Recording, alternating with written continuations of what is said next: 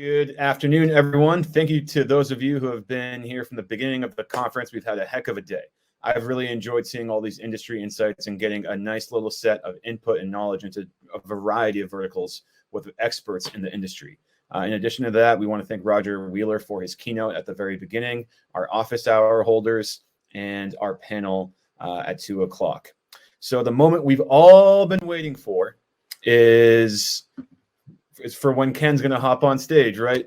So welcome to the SEED Live Shark Tank. This is the culmination of our SEED Immersion Program, which a lot of folks have had a lot of input and investment into our 5 entrepreneurs who are going to be pitching for a $25,000 cash prize here today.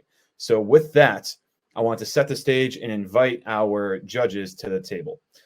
First up is Ken Bullock. Ken, how you doing today? Can we get a quick intro about yourself? Yes, thanks. Ken Bullock. I have the opportunity to lead and serve our retail and innovation information technology team at Retail Business Services.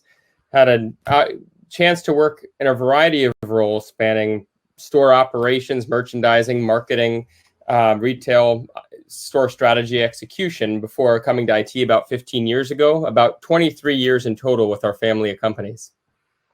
It's a good company, my friend. Glad to hear that. Where are the rest of our judges? Can you please come on stage? Bobby Carlton, good to see you. Thanks. Absolutely. Bobby, where are you coming from today? Hanging out at home in Lexington. Bobby's got an awesome boom mic and the setup around her, so she's a pro. She knows what she's doing here. Can we get a 20-second intro on you? I know we can't fit it into that, but... Oh, sure we can. So, hi, my name is Bobby Carlton. I usually tell people I have multiple jobs. So the day job is I run a PR and marketing firm. The night job is Mass Innovation Nights. And the Boston market, we launched about 1,500 companies that got more than $4 billion in funding over a 10-year period. The dream job is Innovation Women, which is an online speakers bureau for entrepreneurial, technical, and professional women. And I indulged in retail therapy over the pandemic and bought 2 more companies. Service for professional speakers called My Speaker Leads. And I am also now the publisher and editor-in-chief of Lioness Magazine for the female entrepreneur. Hell yeah. Looks like I got some catching up to do. But I like that. Get busy. And Nick Henderson. Nick is on vacation, but he was graceful. He was gracious enough to join us here today. Nick, where are you coming from?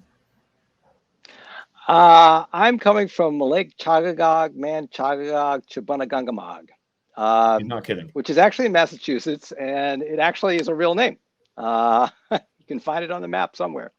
Anyway, I am president of Keiretsu Forum. We're the largest angel group in the world. I'm chairman. I'm president of the Boston chapter. We're the largest angel group in the world with chapters all over the world.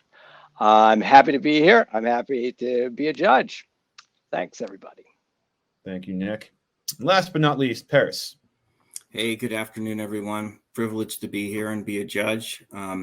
I come to you from Pembroke, Massachusetts. It's just a town away, a stone's throw away from Ken. And I've been with the organization Retail Business Services. My career spans back 30 years, starting off in running one of their maintenance divisions for some time, did some global sourcing over a period of time, spent about 10 years in their real estate division, working mostly on business resolution matters, on complex real estate and lease matters. And then had the privilege of working for Roger, our president, for about 3.5 years as the operations manager, and now pleasure to be part of the business development team that was launched in May of this year. So I'm happy to be here and privilege again. Thank you for inviting me. Absolutely. So thank you all. And this is a good opportunity to bring on our first pitcher of the evening, Barbara Jones from Lillii RNB. Lily, if you're in the crowd, could you come on stage with us now, please? Yes, I'm here. Glad to see you. How you feeling? I'm good. I'm ready to go. If you want me to go now. I like it. Yeah. Start sharing the screen. Yep, I will share my screen. All right. So hello, everyone. My name is Barbara Jones, and I am the founder and CEO of Lillii RNB, Inc. And we are an enterprise solutions company that specializes in retail technology. Our platform is called Freeing Returns, and it helps retailers innovate for returns and total retail loss by saving them time and money on system integration costs. Now, retail loss affects the bottom line for retailers and is a big issue because of fraud from organized retail crime rings, reverse logistics and handling the returned merchandise, then of course the loss of the sale.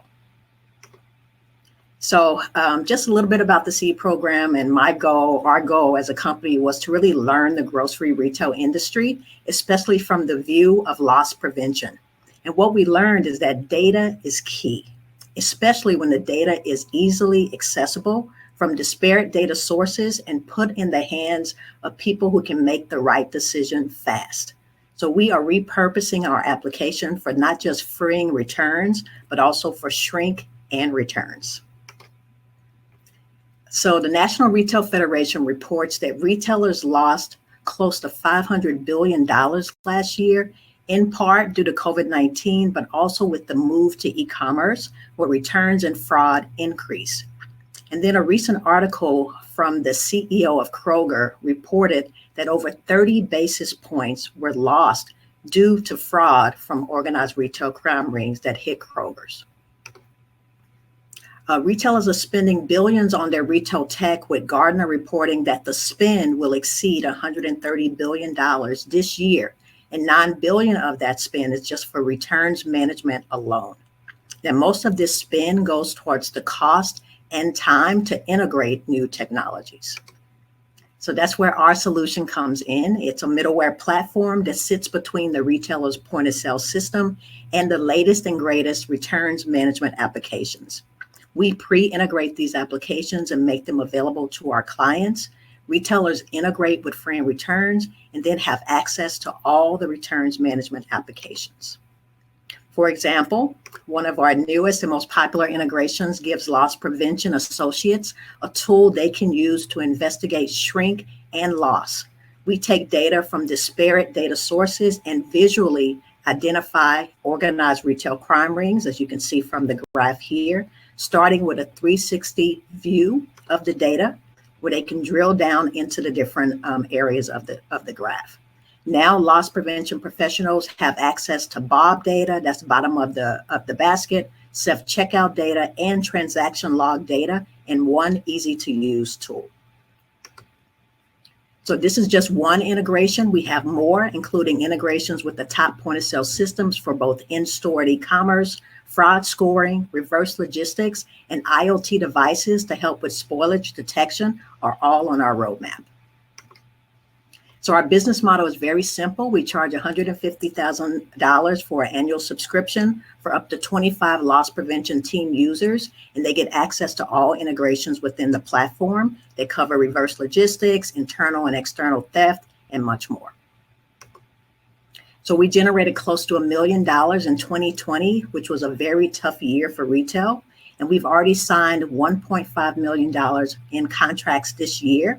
And we just launched a subset of our application in Shopify, and that was in May of this year. So, of course, our acceptance into the SEED program was a highlight for this year. We got to talk with loss prevention, asset protection, data, store system, security team members. We also were accepted into the Loss Prevention Research Council, and that was based on a recommendation from this program. 2 weeks ago, we signed PwC as a channel partner. And then just last week, we were accepted into the Salesforce ISV program, and we are now working on integrations with Salesforce's Commerce Cloud and their order management system. All right, so we have competition, but it is dwindling due to acquisitions. Both Happy Returns and the Retail Equation have been acquired. So we know that we can become a leader in this space with our investigative analysis, which I just showed earlier, and then our system integration as a service, for which we are seeking a patent. So I'm a technical founder. I have been in the retail tech space for over 20 years. I've been a part of 2 other retail tech startups that have both exited, and I've been selling into large retailers for the past 8 years. Additionally, I've been able to attract and lead a world-class team, and we have been working together for over 10 years. And most of us have been part of those 2 previously exits as well. So we are raising our next round of funding and already have the following list of investors. We will add even more returns and shrink applications on our roadmap, as well as support for e-commerce. So thank you so much for the program, and thanks for your time. Give it up for Barbara Jones, everybody. Nicely presented. Thank you. Okay, now this will begin the Q&A portion of this pitch, and we're going to start this off with Kenneth Bullock. Thanks, and great job being succinct and providing lots of information quickly. As you were reviewing the presentation, I couldn't help but think you spent time on a lot of the integrations and ease of stand-up. That does have a question, but that's not going to be my first one. Okay. But also, more or less, the ability to leverage your system to intelligently identify patterns across multiple sources of data, to look at how we could prevent fraud. But when I hear the word prevent, I think proactive. And when I think data analysis, I think reactive. Can you help me frame that a little bit better and understand how you might be going more to the prevention versus giving the next steps for a retailer to perhaps chase down the lost pattern? Sure. Yeah, that's a great question, Kenneth. And you're right. What the application does initially is it takes, usually when we first partner with a retailer, we take 3 to 6 months of historical data, and then we're able to see what's been happening in their stores right now. And so the application allows us to detect those issues from the historical data and then set up alerts so that we can prevent those type of issues from happening in the future. So it's a detect and then prevent based on what we've detected from the historical data. Thanks. Sure. The second question, and other folks might have one as well, is relative to the integration as a service. I know you mentioned you're seeking a patent. There's a little bit less information on that, other than the fact that it can happen. Just curious to know what perhaps, as far as you want to go with the magic sauce that's making that simple to deploy from an information technology perspective. Sure. So our background, and that's my team and I who have been working together for over 10 years, we have been system integrators for some of the largest retailers in the world. Not grocery yet, but home improvement, automotive, and clothing retailers. And so we have been doing system integration work for the last 10 to 20 years. And so what we've done is we've taken our knowledge of how do you integrate with these really hard enterprise point of sale systems, which are really hard to integrate with. How do you do that and productize that expertise that we have to build out technology that allows us to connect to Oracle systems, NCR systems, Aptos systems, the big enterprise point of sale systems. And then we build connectors to these returns management applications that we've integrated before with these systems. And so we have what we call POS adapters on one side, returns management connectors on the other. And then we take that data and our technology knows how to send it to where it needs to go for those returns management applications. So it's 10 to 20 years of doing these type of system integrations. We productize that, put it into a nice cloud-based enterprise SaaS application. And that's what we're doing now. Quick, easy integrations without retailers having to do these one-off system integrations that they're doing now. Thanks so much. I'll leave a chance for somebody else to ask a question. I might have another if there's dead space here. I'll go. Thanks so much. Just curious, what makes your application different and stand out from your competitors? You noted that they're dwindling down, and you're gaining some momentum in the industry. So maybe you could just talk a little bit about what makes you different. Sure.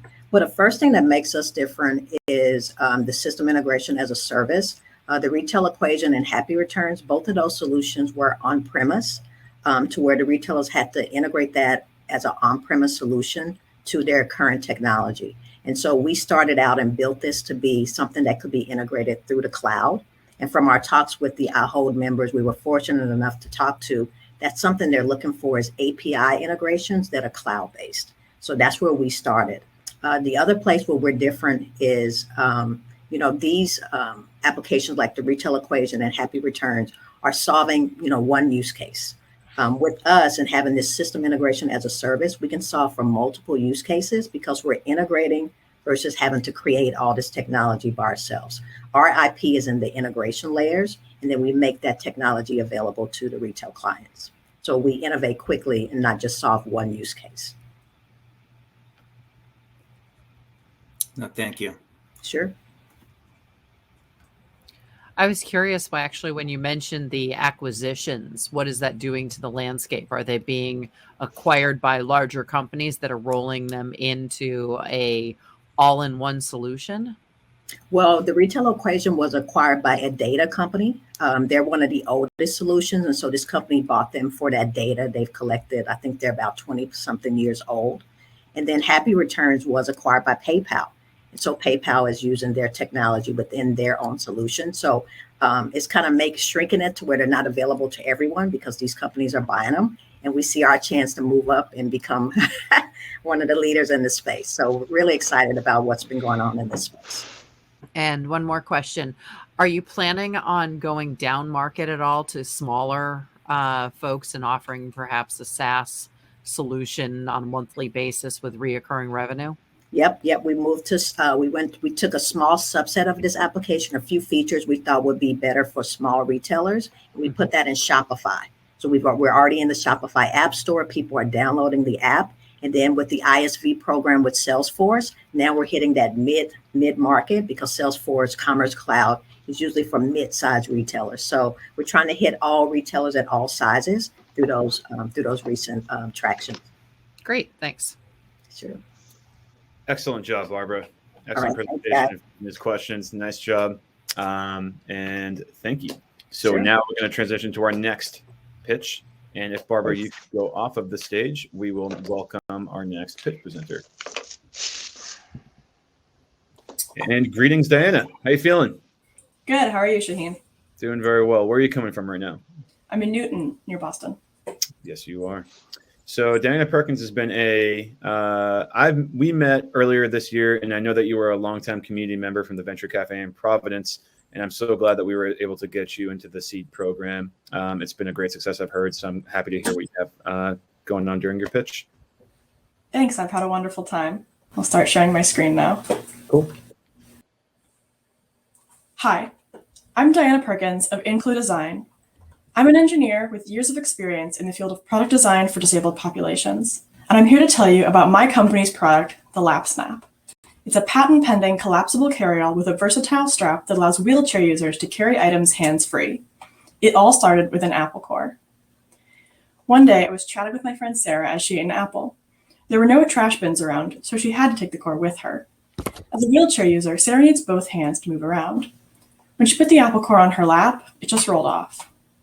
Sarah asked me to carry the trash for her, even though it was clear she would have preferred to do it herself. In that moment, I thought, it does not need to be this way. Given that there are 6 million Americans who use a wheelchair, you might be shocked by how inaccessible grocery shopping can be. You might think the electric shopping carts available in many stores would make it easy, but full-time wheelchair users must transfer from their personal chairs into the cart, which many can't do alone, and leaving their personal chairs unattended while they shop creates a risk of theft. Personal wheelchairs are highly customized, so many cost tens of thousands of dollars and take months to replace. Many wheelchair users are forced to rely on placing the plastic hand baskets available on their lap, but they have to hold the basket while also maneuvering their chair, so it's really easy for the basket to fall off. This is why the LapSnap has a versatile strap that can attach to the user or their chair in a variety of comfortable ways. Store managers recognize these problems. Norman Seitz from Food Lion regularly saw wheelchair users struggle with the hand baskets. Being a kind man and a good salesman, he would offer to help them with their shopping. He and others wish they could do more to help disabled customers have a positive shopping experience. Home delivery has become popular in the pandemic, but the necessary contactless delivery methods make getting groceries inside impossible for many wheelchair users. Some wheelchair users can get a friend to shop for them, but many did not wish to inconvenience others, or trust them to pick out the best produce or select their favorite brands. Just like everyone else, wheelchair users deserve the right to personally choose what they eat. Plus, who doesn't love finding a great new product in their local grocery store? We created the LapSnap with all these issues in mind. It's the world's only shopping basket designed with and for wheelchair users. Last year, we conducted testing with wheelchair users around the country. We are proud to manufacture our product entirely in America. The metal and plastic components are produced in Massachusetts and Rhode Island, and the soft goods are made by PICKL, a nonprofit organization that provides job training and opportunities to people with disabilities. Now let's look at the potential of the LapSnap for ADUSA. The American Institutes for Research state the total disposable income for people with disabilities is about $490 billion. Their data shows that number for people with ambulatory disabilities within ADUSA territory is $38 billion.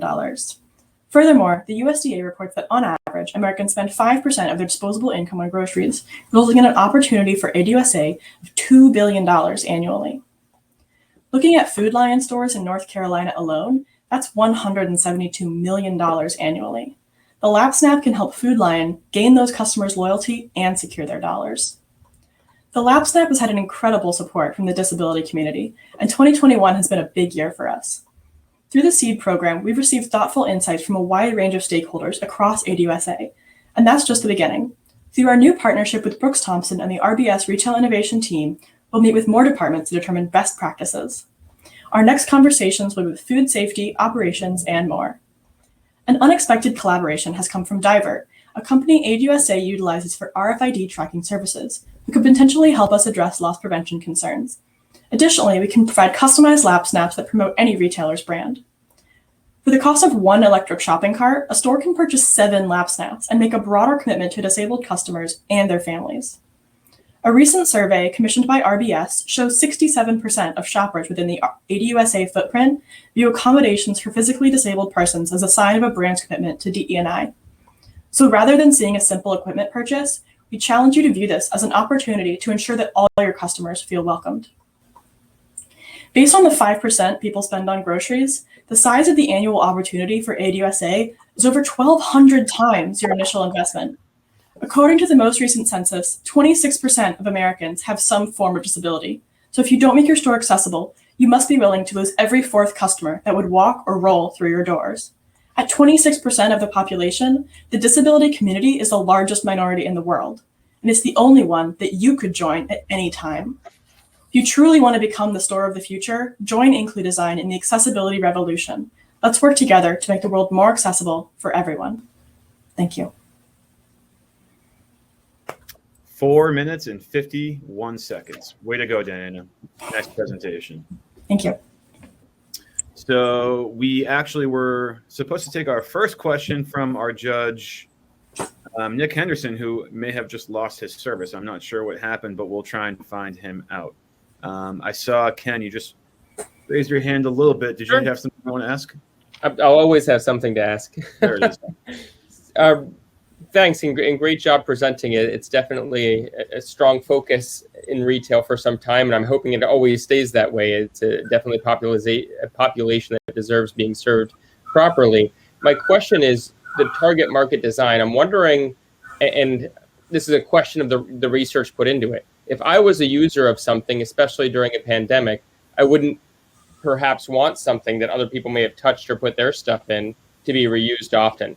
I might want something that's more my own so that I control it and I can take it from store to store with me since it collapses so nicely and can store in my car. Has that been part of the consideration process as well? Yes, we originally started with the D2C model. We just had a successful Kickstarter this year where we raised over $15,000 for individual sales. But we are looking to expand into the B2B market so that if people don't know about the lap step, they don't have a personal one, it might not be something that every wheelchair user needs to have for themselves at their own home, but it would be very convenient to have at the grocery store. And we used a heavy-duty waterproof fabric so that it can be easily wiped down with any kind of sanitizing wipe like the hand baskets or carts have been. Great. That would have been my second question. So you addressed that. And maybe it's because I slightly have that germophobic edge to me. I'll use the Santa wipes and wipe everything down all the time. It's probably where my mindset is. Me too. Diana, are there other products that are coming, or is this a single product company? No, this is the first of many products that I hope to create collaboratively with the disability community. The easy ones are variations on this for children, people who use a walker instead of a wheelchair, as well as those with quadriplegia. And then we have other more different advanced products down the line that I hope that you will hear about soon. Great. And also, will there be any opportunity to use your products in store to sell to B2B? So in other words, putting an ad in the bottom, things like that? That's a great thing that I would love to explore with the RBS marketing team, assuming we get that far in our pilot procedure. Okay, cool. Thanks. Diana, nice to speak with you again and see you. I just want to ask, how long ago did you develop this, and how far down the road are you in production and sales? And then a second part of that, in terms of how will you use the money from this as it relates to that? Sure. So the first question, I originally developed the idea as part of my senior engineering capstone class in college, which was in 2019, in the fall of 2019. And we've been working on IP, manufacturing, user testing, et cetera, since then. In terms of where we are in production, my first run of Lab Snack is actually taking over my living room right now from the Kickstarter that I need to fulfill. So manufacturing is all sorted out, and they have the capability to scale up easily. In terms of what the money will go towards, I would love to be able to bring more team members on, marketing, as well as I'd like to invest in an injection mold, which would help us lower the part cost for our base by 80%. So I have big goals. I would love to do a lot. And I've been running this company so far with very little money. And so I think that $25,000 is, more than we've ever had. And so I'm just excited about all the possibilities of what I could do with that. Thank you. Excellent. Thank you, Diana. So on to our next presenter, who is coming from Los Angeles, California. His name is Aussie Cohen with PICKL. Okay, welcome to PICKL. I'm Aussie, co-founder and CEO. We are Shopper Activation and Insights. As brands are scaling nationwide, they're spending upwards of $180 billion a year now on shopper engagement, just to get you to discover the cookies on the shelf. When I say a brand, I mean anything from a Stop and Shop to a Walmart, to a Nestle, to a Coca-Cola. Additionally, all these brands in a hyper-competitive marketplace every day need to know what's happening with our competitors, what's happening with categories, are our products placed correctly? And they're spending billions on field teams to gather this critical information. And so with PICKL, we fully democratized it, and we allow anyone with a phone to take action. A brand goes to a dashboard, they blast out a request to nationwide geolocated shoppers. They can request competitive information, product shelf data, anything that they'd like to know. The shoppers grab a task. Anyone can do it, from high school to senior citizen. They gather the data, take the photos, and they can cash out and have the money in their bank account in 30 minutes. I use object-based recognition to further extract information out of the images that are taken to better aggregate the data and deliver it back to the brands and retailers. We were fortunate and pleasurable to be in the whole Delhay SEED Immersion Program. We had great success with about 29 meetings with 14 business units, and that led to about 7 pilots that are currently in progress with various stakeholders around whole USA, from sustainability to a Pepsi collaboration to private brands and loyalty. They all found great value with PICKL. And so what we discovered with PICKL is that we're uniquely positioned to really allow all the divisions to collaborate and share data collectively, really saving them on time with emails and phone calls and increasing their operational efficiencies. But more importantly, increasing the value for their A partner brands like General Mills and ConAgra, while they're actually increasing revenue for their individual departments. We had some great interactions. The lead for media partnership said, "We've always wanted a Candy Crush of retail shopping." The senior director of monetization said, "I've been in grocery for 28 years and never seen anything like PICKL. PICKL actually has completed all of our IP and non-provisional patent paperwork, and we all a novel idea in itself." The VP of Health and Sustainability said, "We can increase shopper awareness and sustainable initiatives and get important customer feedback." And the director of loyalty and CPG said, "PICKL could help increase private brand awareness and increase our loyalty engagement with our shoppers." We launched in the App Store about 1.5 years ago, and we've had tremendous growth. Every day, shoppers are asking us for more and more tasks. They're having such an exciting experience in the stores. Brands are asking us for more and more engagements. We are a proven platform, and we are ready for scale. We have an amazing team that's based throughout the United States, India, and Japan. I've won 16 awards in the CPG space myself. My co-founder and CTO is Vijay. And we have a great team of lead advisors that come from digital payments, ad tech, and deep technologies. We are currently in a 1.5 million seed. For us at this point, it's really about scaling out our brand relationships, increasing our shopper outreach nationwide and globally, and further developing our technology platform. And that's what the capital contribution can help us with. And thank you so much. For us, it's about bringing together brands, retailers, and shoppers in a new way where shoppers get paid, discover new products, and brands and retailers get this really valuable foot traffic and data that they need. And thank you so much. So great presentation there, honestly. But I'm not exactly sure what the incentive both on your shoppers are and the exact how you plan to penetrate the market for these for your services. Sure. So we are live in market. We have 46 brand customers. We've been live for a year and a half. We have 15,000 shoppers nationwide. For the shoppers, they simply make $5 in 5 minutes for completing a task, whether it's getting data about products or competitors for the brands. And the three main reasons brands love using PICKL, number one is they just launched and they want to know what's happening with their products on shelf. Number two is they want to know what's happening with our competitors and category insights, what's Walmart doing, what's Target doing, what's Stop and Shop doing. And number three is how do we really engage our consumers in a new way that's exciting and get them to discover new products in stores. Okay, so that's the shopper side. So I am the relevant, one of 12 decision makers at Walmart or whatever.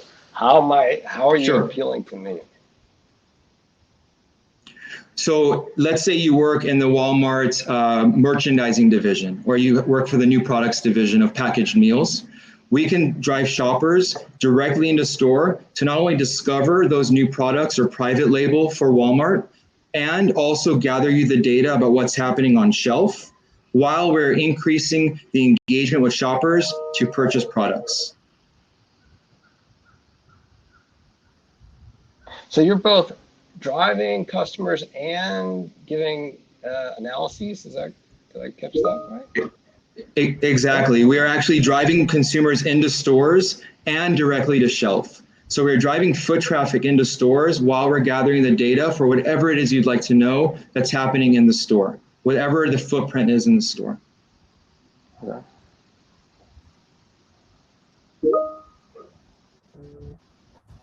And it's in real time, and anyone can do it, from high school to senior citizen. We have people going on PICKL dates, so they just do it for fun and grab a bottle of wine and have some fun. We have people that need the income. The federal minimum wage is $7 an hour. So to make $5 in 5 minutes is really valuable for people. And for the brands and retailers, they're getting instant data feedback, increasing the loyalty engagement of the shoppers in the stores, and really kind of creating a new experience for everybody. So relative to the accuracy of data, the sourcing in this method is quite interesting, and not to say it's accurate when you have a paid service. Those Sure. things aside, how are you validating accuracy in this model? Great question. So right now it's a mixture of a manual and object recognition.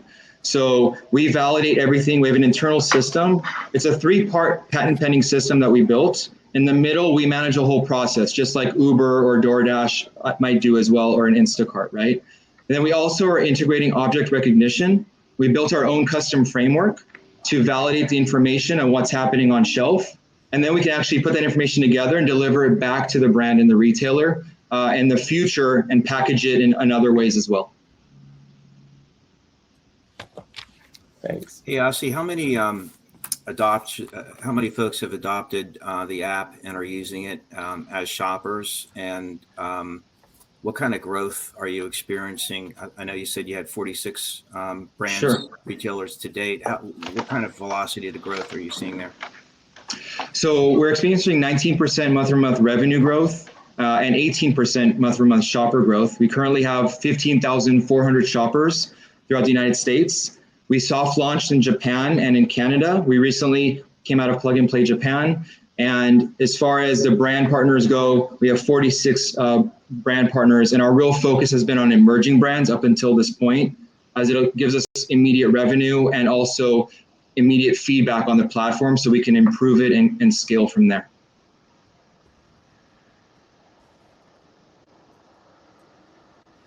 Quick question for you. Are your shoppers doing only data gathering and information gathering? Or are they actually like sticking on tags? Are they doing shelf cleanup, things like that?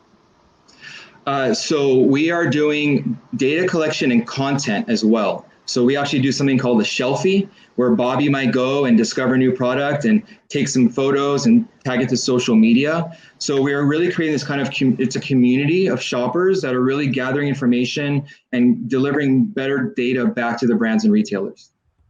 Okay. And what's the competitive landscape look like for you? It's a great question, right? So you can see, obviously, there's a lot of different dynamics here with PICKL. So on one hand, you can look at, let's say, syndicated data, IRI, spins, Nielsen, typically 30, 60, 90 days late and very expensive for brands and for retailers, right? On the other hand, you have a lot of these outsourced staffing agencies, is what I call them, where they're hiring Kenneth or Paris to go and, yes, sir. 1 minute left, to build displays. 10 seconds, finish the thoughts. Sure. To build displays, stock shelves. These are 1 hour jobs, 2 hour jobs. It's not just Bobby going in with her daughter, doing a quick task and moving on with her day. All right. Thanks. Thanks, everybody. Nice to meet you. You can play the video, but way to recover. All right, you can see them on YouTube if you want. Sounds good. Okay. So if you will please exit stage, and we'll invite up our next entrepreneur on the Shark Tank, and that would be Aaron McLean from Stuzo, co-founder and chief marketing officer. Aaron McLean, please join us on stage. All right. Hello, everyone. Good to see you, Aaron. You as well. Thank you. Okay. Can you see my screen? Yes, we can. And off we go. So we understand that ADUSA is working really hard to offer your customers rewarding programs that make them more loyal to your brands and more profitable for your business. And to that end, while ADUSA is already delivering over 9 million offers to your customers, you need to deliver hyper-personalized offers and experiences in a way that's relevant to each customer based on their member or household profile, and do so consistently across channels. There are, however, challenges with targeting and delivering personalized experience to all of your unique customers on a one-to-one basis at scale, and ensuring that your programs are delivering business outcomes profitably. So at Stuzo, our solution starts with an understanding of how your customers currently shop. Of all the purchases your customers make, some are with your brands and the rest are with your competitors. In addition, each customer has different wallets, or said differently, categories of purchase across all the categories they typically buy. This means you have an opportunity to steer more of their existing purchase behavior to your brands. Now let's talk about behavior. Each of your customers behaves differently. They're all on their own unique journey with your brand. They have varied visit frequencies, purchase tendencies, and unique habits, have preferences for how they shop and pay, and they all expect a hyper-personalized experience. To personalize the customer experience, you need to have a unified view of each customer in a member profile, including personal, loyalty, transaction, wallet, behavior, and preference information, and over time, build a comprehensive, unified member profile for each customer and household.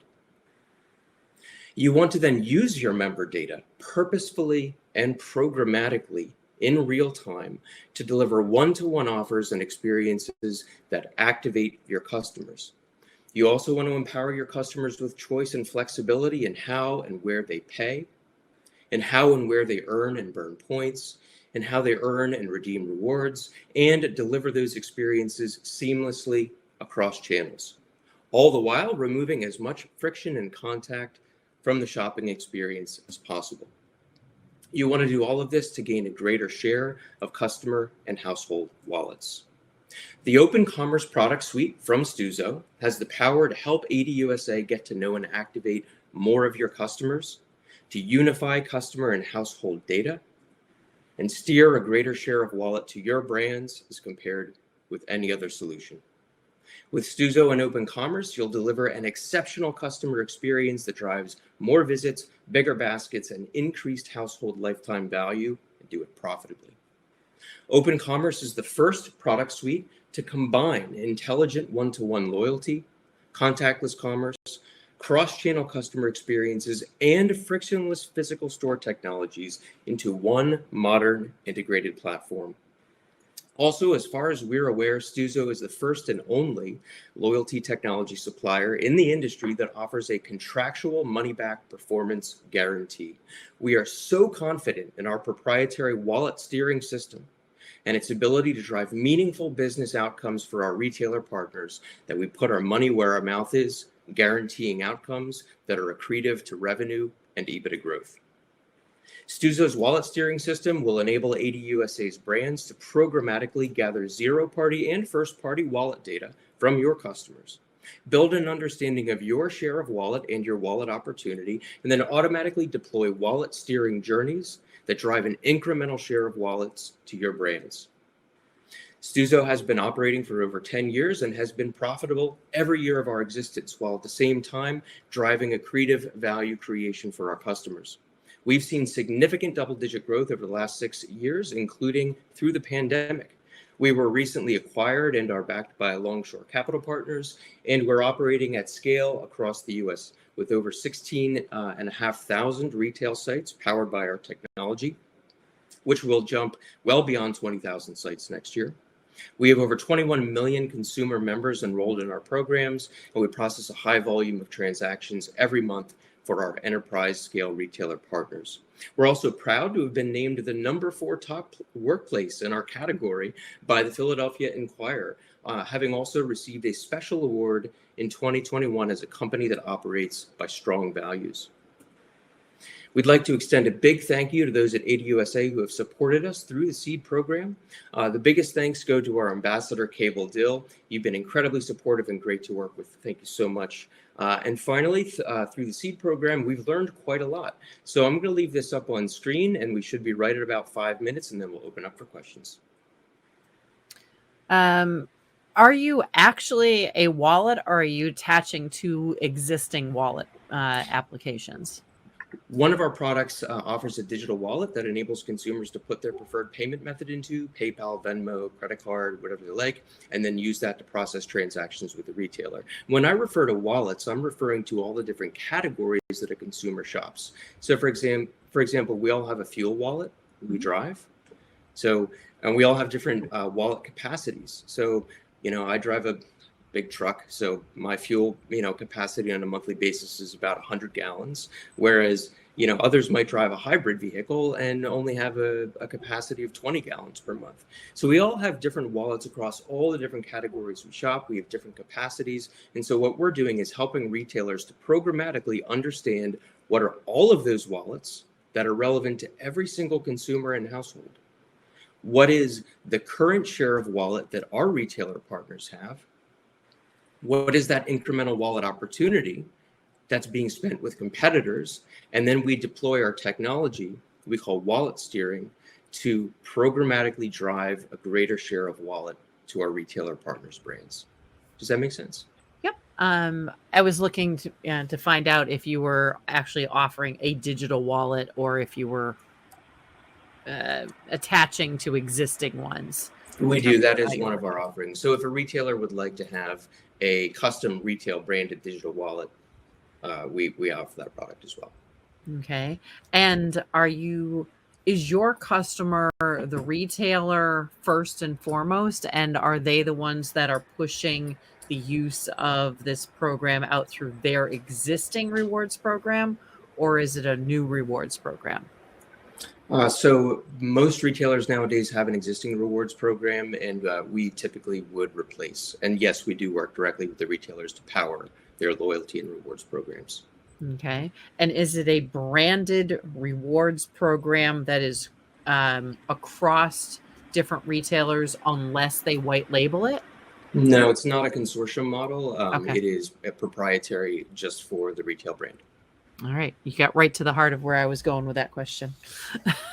Thank you. You're welcome. So relative to the engagement model, and wallet steering works because you have a network of understanding of where someone's spending, which means equally somebody can be steered away from us depending on how it's designed. Help me understand what prevents that. How does us participating with you ensure that we're getting that benefit as a retailer versus someone else? Certainly. So that can be a contractual thing. Some of our retailers, because they're large enterprises, require non-competes with either certain geographies or certain retail brands. So that would just be part of contract negotiation. And what is the engagement model to get you loaded? I think I heard you're replacing the loyalty. Is that your inroads to replacing wallet, understanding wallet share? Unless you're part of the wallet, you're not going to be capturing the rest through the loyalty alone. You won't have the opportunity to capture all the spend ratios with similar or competing lines. So I'm imagining the wallet's the holy grail of being able to tell us what spends where. Exactly. So while we do, through our loyalty host connection direct to the POS, get all of the transactional data in real time, so we have an understanding of everything that's happening at the transaction, then build a full transaction history for the members and for the households. A number of our retailers also have their own data that they append into the customer profiles. They have their own enterprise data sources, and we merge that in to build a holistic understanding.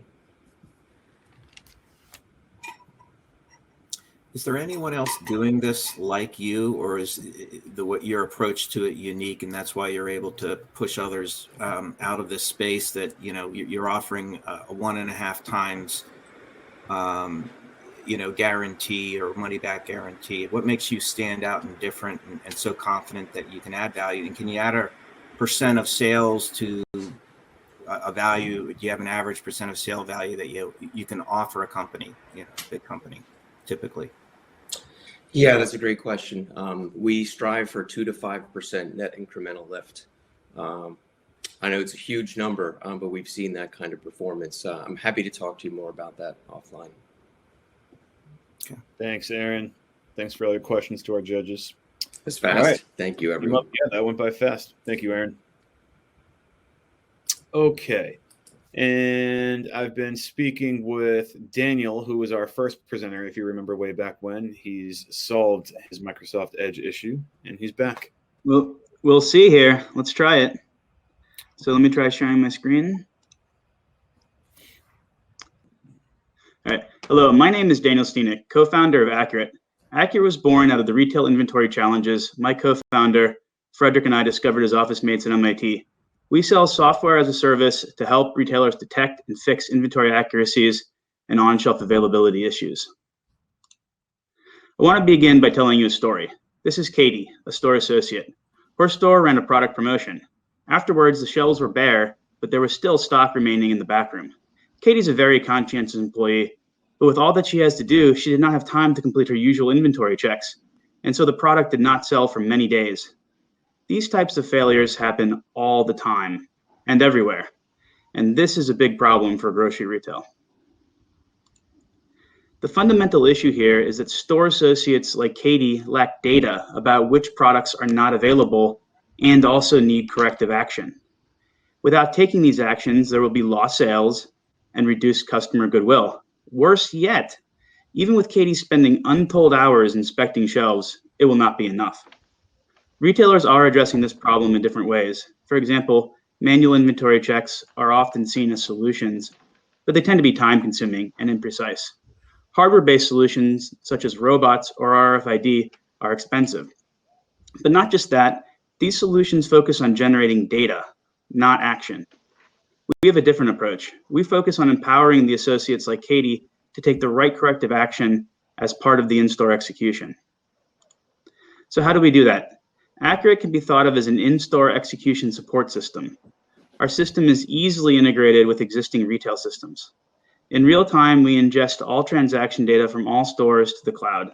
This data is monitored continuously by state-of-the-art algorithms that detect troublesome patterns. But unlike other solutions, we don't just stop at detection. In the context of the needs of the retailer's operations, we provide optimized actions. These actions are synchronized with store processes and provided in a format useful to them. For example, before Katie's routine inventory checks, she gets an alert on her handheld to, quote unquote, locate product, likely in store, but not selling. So there's 4 things that make Akuret a truly unique type of solution. First of all, we can analyze data in real time so that actions can be taken at the right time before the problem has dire consequences. Second, we provide not just detection, but in-store execution to empower the associates, making their life easier. Third, we do this with no hardware that needs to be installed, maintained, and supported. Akuret is IT system agnostic. Lastly, we work in an agile manner to maximize the performance during rollout and adapt to the retailer's needs. However, achieving perfect in-store execution is a journey with distinct phases. On this journey, Akuret will help retailers, first off, improve out-of-stock detection capabilities in real time. Secondly, optimize and digitize in-store processes related to CAO clerk activities and restocking, closing that infamous gap between the back room and the store shelf. Third, we help to prevent out-of-stock problems using advanced analytics to inform, for instance, backroom design and planning. And fourth, automatically adjusting suspect data such as inventory records used by systems like web platforms and computer automated ordering. We already have started the journey with some very innovative retailers, and the store managers love us. For example, one said, "I do not have to walk around the store looking for holes in the shelves. I save time and products start to sell faster again." Now, let's revisit the story of Katie, the store associate. Empowered by Akuret, Katie's story ends quite differently. After the promotion, Katie verifies a notification by Akuret that the product is not available on shelf and that there is stock in the back room. Katie communicates the need to restock this product to the night manager, and many days of lost sales are avoided. So please join us in the journey to perfecting product availability. I'd also like to give a shout out to Brooks. We appreciate all your help during the SEED program. So thank you, and I'd be happy to answer any questions you might have. I am super curious when you talk about an agnostic tool in terms of integration. It sounds lovely. How are you managing that? Well, by that term, we mean that we will take any IT system you're using and adapt to it, right? So currently, we use things like flat files that are commonly generated by data warehouses. So we take those and ingest them. So we provide specific formats to the retailers, and we get that and ingest those, right? So we'd be happy to also adapt. So there's a small sort of integration piece, of course, when you use our software, but it's quite minimal, really. My next question was gonna be asking about services and integration services in terms of percentage of sale. Oh, in terms of percentage of sale, oh no, it's not that high. I don't have a number off the top of my head, but it only takes a few weeks to integrate. And typically so what we've seen so far is that the retailers have their own IT consultants that they like to use, and so I don't know what they pay for them, so I can't comment on that. But we don't shoulder the cost of that. So. All right. So is it a SaaS model?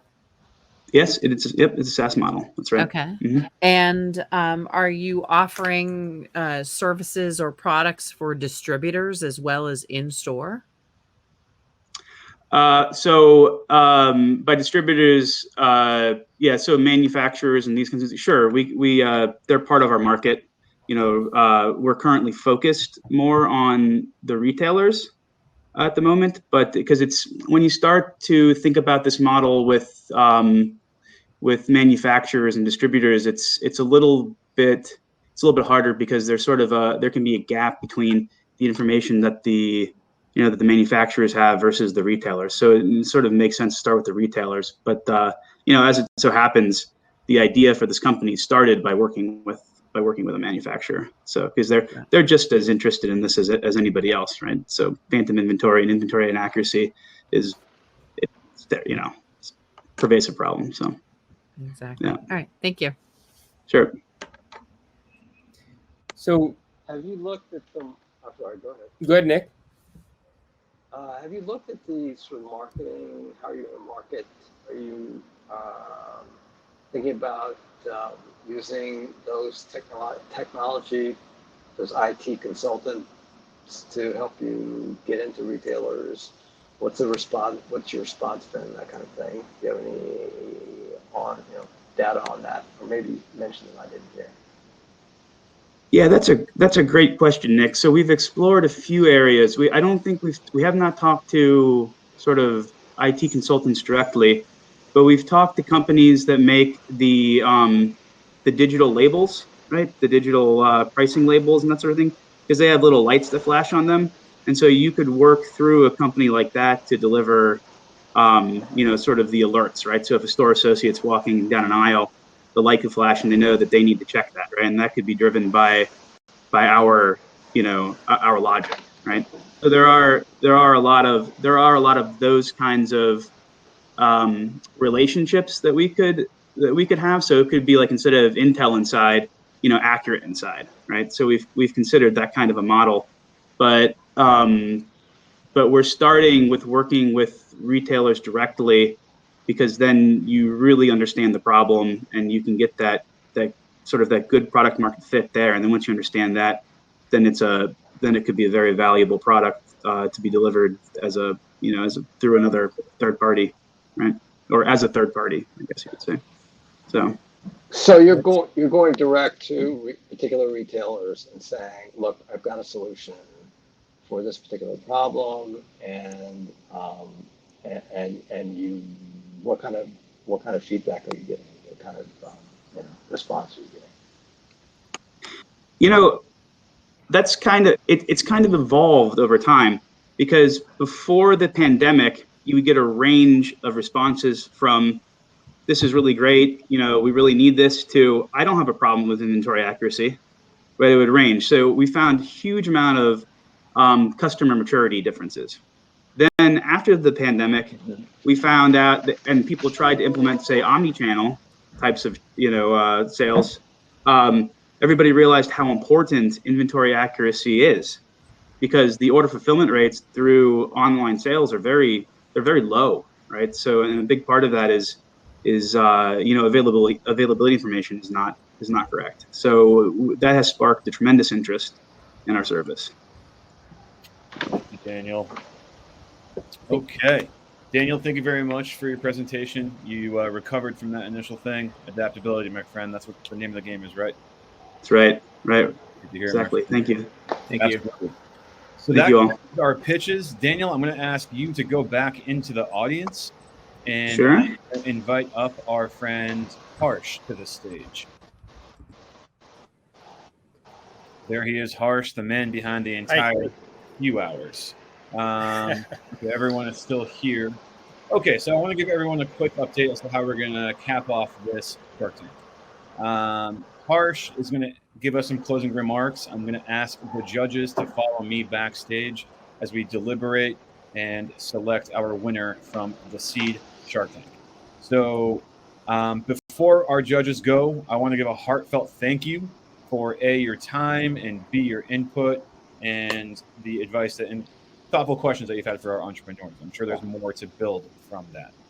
So quick round of applause for y'all. Appreciate you. Follow me backstage and we'll get the selection process under the way.